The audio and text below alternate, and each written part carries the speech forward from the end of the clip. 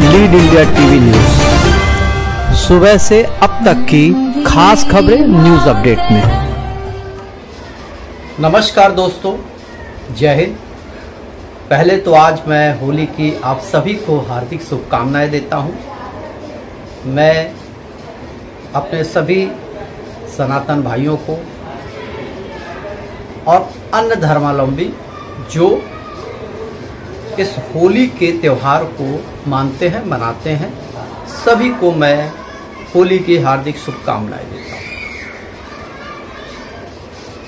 अब ये होली की शुभकामनाएं मैं देते समय मेरे मन में एक विचार उत्पन्न हुआ, एक सवाल उत्पन्न हुआ है कि उत्तर प्रदेश, बिहार या हिंदी भाषी क्षेत्र के जो लोग हैं, जो हिंदी बोलते हैं, वो उनका राज्य उन्हें वर्क नहीं दे पाता है, काम नहीं दे पाता है। मैं कामगार श्रेणी की बात कर रहा हूँ, लेबर क्लास की बात कर रहा हूँ। उनको अपना घर, अपना परिवार और अपने समाज को छोड़कर दूसरे राज्यों में काम करने के लिए जाना होता है। कभी आप सोचते हैं कि आखिर इंसान ऐसा क्यों करता है और क्यों करेगा? कोई अपने घर को, अपने समाज को, अपने परिवार को छोड़कर वो क्यों जाएगा किसी राज्य में? वो इसलिए जाएगा कि उसके घर में वो रोजगार नहीं है। रोजगार ना होना ये हमारे राज्य सरकारों की सबसे बड़ी कमजोरी है। जो भी राजनीतिज्ञ हैं, उनकी सबसे बड़ी कमजोरी है। और मुझे इस देश के उन नागरिकों पर भी बहुत तरस आता है कि जब वो वोट देने जाते हैं तो क्या होता है, बड़े बड़े नेता उनको वचन देते हैं, उनसे ये कहते हैं कि हम इस देश के लिए, आपके नागरिकों के लिए नौकरियां मुहैया कराएंगे, उन्हें स्वरोजगार देंगे, और वो इस लालच में उनको वोट दे देते हैं। लेकिन दोस्तों, आप अपने मतों का अधिकार करने से पहले एक बार क्यों नहीं सोचते हैं? मुझे ऐसा लगता है कि जाति धर्म पर टिक गया है समाज। वो ये देखता है कि ये मेरे जाति का है, इसे वोट दे दूंगा तो मेरा काम हो जाएगा। मैं नहीं कहता हूं कि सारे नेता गलत होते हैं, नेताओं की गलती नहीं है, गलती है इच्छा शक्ति की। आप कल्पना कीजिए कि अभी तमिलनाडु में हिंदी भाषियों को मारा जा रहा है। आखिर क्यों ऐसी स्थिति क्यों आती है? इसका कारण हमको जानना होगा, इसके तह में जाना होगा। और जब भारत एक है, सभी राज्य एक दूसरे के पूरक है, और संविधान में कहीं भी नहीं लिखा है कि एक राज्य का नागरिक दूसरे राज्य में जाकर रोजगार नहीं कर सकता है। तो अगर उनको मारा जाता है, उन्हें रोजगार से वंचित किया जाता है, तो मैं समझता हूं डॉक्टर बी.आर. अम्बेडकर जी ने जो संविधान को लिखा था उसका भी सम्मान नहीं किया जा रहा। हाँ, ये जरूर है कि क्षेत्रीय लोगों को रोजगार पहले होना चाहिए दूसरे राज्यों की अपेक्षा।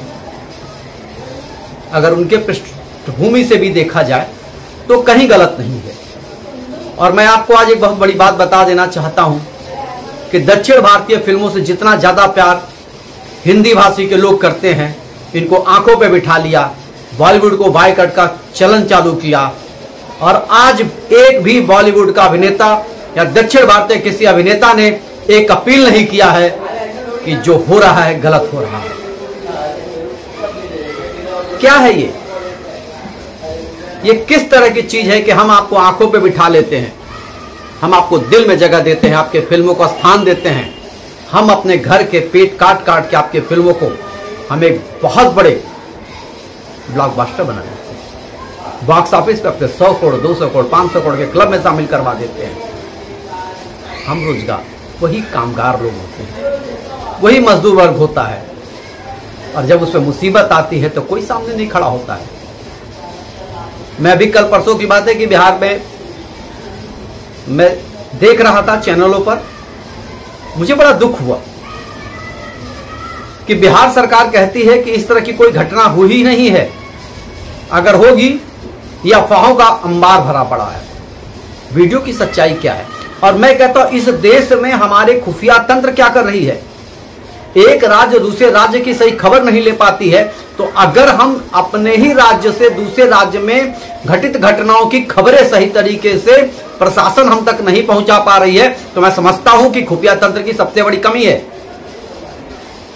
कहीं ऐसा ना हो कि अगर आज हम जगेंगे नहीं तो कोई आतंकवादी ग्रुप, कोई खालिस्तानी ग्रुप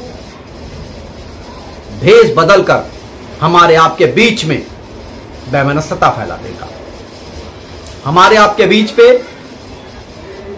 मौतों का अंबार कर देगा। मैं नहीं जानता हूं सच्चाई क्या है।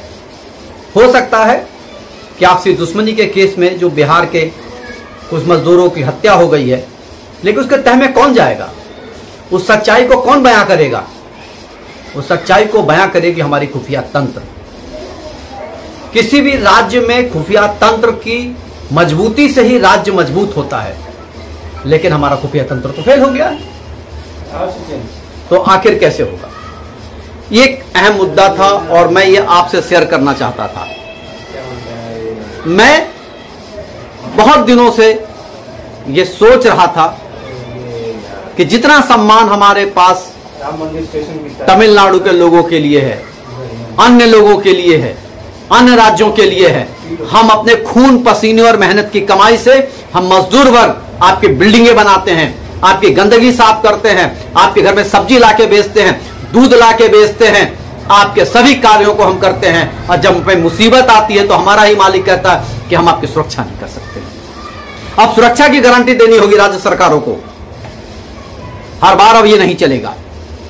मैं सभी राज्य सरकारों से अनुरोध करता हूं कि वो कामगारों को, दूसरे राज्य से आए हुए कामगारों के लिए, मजदूरों के लिए सुरक्षा की गारंटी दे,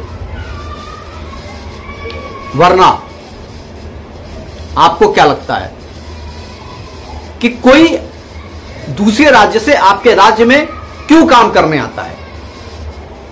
इसका दो अर्थ हो सकता है कि आपके राज्य में या तो रोजगार है और वहां के क्षेत्रीय लोग काम करना नहीं चाहते हैं। तो ये बताइए, अगर क्षेत्रीय लोग काम नहीं करेंगे तो व्यापारी, बिल्डर, गवर्नमेंट के बड़े बड़े टेंडर कौन करेगा? आपको पता है, ये जो कामगार मजदूर है सरकारी टेंडर में काम करते हैं, जाके सरकार के ही कार्यों में काम करते हैं, राज्य सरकार के काम में करते हैं, केंद्र सरकार के कार्यों में काम करते हैं, बिल्डिंग बनती है, सड़क बनती है, बड़े बड़े उद्योग धंधे बनते हैं, और आप उन्हें मारते हैं।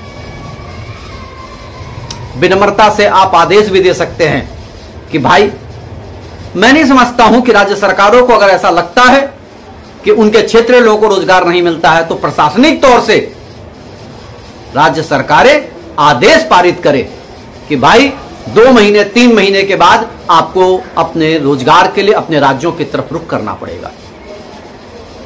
कम से कम उनके साथ मारपीट नहीं होगी। मजदूर के दर्द को कोई क्या जानता है? आपको पता है, एक मजदूर अपने माता पिता, भाई बहन, रिश्ते, घर परिवार छोड़ के दूसरे राज्य में नौकरी करता है, और राज्य सरकारों की विफलता है। मैं तो यह कहता हूं कि सभी कामगार मजदूर जो वापस आए हैं वो अपने राज्य सरकारों के सामने आंदोलन करें, भूख हड़ताल करें, लड़ जाएं कि अब हम नहीं जाएंगे दूसरे राज्यों में, आपको रोजगार देना पड़ेगा, और नहीं तो फिर एक क्रांति का जन्म करना पड़ेगा। जिस प्रकार से जयप्रकाश नारायण जी ने संपूर्ण क्रांति का आगाज किया था, मैं आप सभी से अनुरोध करता हूं कि अगर आपको किसी तरह की किसी राज्य में तकलीफ है और इस तरह की तकलीफें आती हैं, तो आप हमारे साथ आइए, इस आंदोलन में मेरा साथी बनिए। मैं आपको वचन देता हूं, न्याय मिलेगा, और न्याय मिलेगा क्योंकि भारतीय संविधान में न्याय ही है। दुनिया में इससे खूबसूरत संविधान कहीं नहीं लिखा गया, और इस संविधान की रक्षा करना हमारा कर्तव्य बनता है।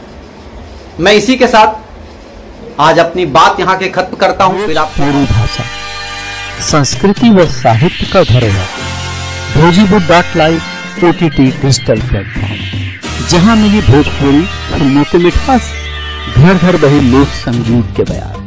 बहुत जल्द आवत बा भोजीवुड.live।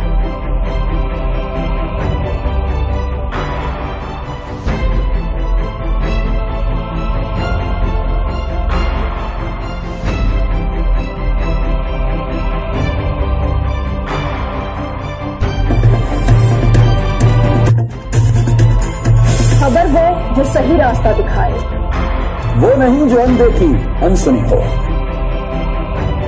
खबर वो जो हकायत पर मबनी हो, खबर वो जो निकल कर सामने आए, वो नहीं जो सनसनी फैलाए, वो नहीं जो आपकी सोच गुमराह कर दे। हर छोटी बड़ी खबर पर नजर इसका ताल्लुक आपसे। वो नहीं जो महज बड़े बोल हो, खबर वो जो शऊर को उजागर करे।